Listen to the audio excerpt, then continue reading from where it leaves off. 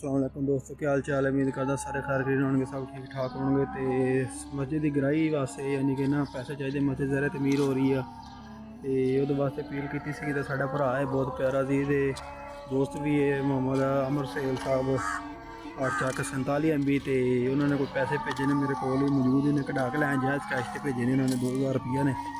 तो मस्जिद वास्ते जिन्ने दिते जान तो ये नहीं होंदा कि तुस लाजमी हज़ारां के हिसाब नाल दिओ, 100 50 10 20 जिहड़ा चलदा मस्जिद अल्लाह पाक दा घर हुंदा ने। ते कोई इच गल नहीं होंदी, कोई बंदा बहुते पैसे देवे तो तां ही जाके कबूलियत का टाइम होंदा या कबूल होने ने। तो ना अल्लाह पाक तुहाडे नीयतां वेखदा, दिल बंदे दा नीयत साफ होनी चाहिदी है, साफ होनी चाहिदी। उस तो इलावा जां बेली अल्लाह पाक कबूल करे भाई अमल 2000 रुपया तो मस्जिद च जाईदा वा, मस्जिद च दे दईदे। लेकिन अज माशाल्लाह रात भी बहुत प्यारी है, साइंसी रात अल्लाह पाक कबूल फरमाए। अल्लाह पाक उन्होंने जड़ियाँ कोई मुश्किल परेशानियां दूर फरमाए, अल्लाह पाक उन्होंने घर च आसानियां पैदा फरमाए। तो ऐसा जोड़ा हूँ जहाँ बेलिया 2000 रुपया वा, तो ये साड़ा गवांढी है मेरा, तो ठीक हो गया। उस तो बाद ये कमेटी का मैंबर यानी कि ना वज़ीर खजाना कह लो मस्जिद का। तो ये सारा हिसाब किताब ये होंदा। अस हुणे इहदा दरवाज़ा खड़कावांगे, अल्लाह खैर कीता तो फिर इनू इहदा ना अमानत जी मस्जिद की पहुँचा दिंदे आ।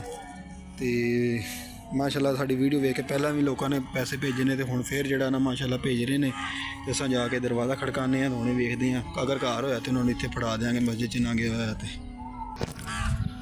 पैसे असा दे दिते ने जी। तो बंदे ने जिहड़ा ना वो बनैन पाई थी, उस वीडियो नहीं बनाई अभी असां। माशाल्लाह अल्लाह पाक कबूल करे।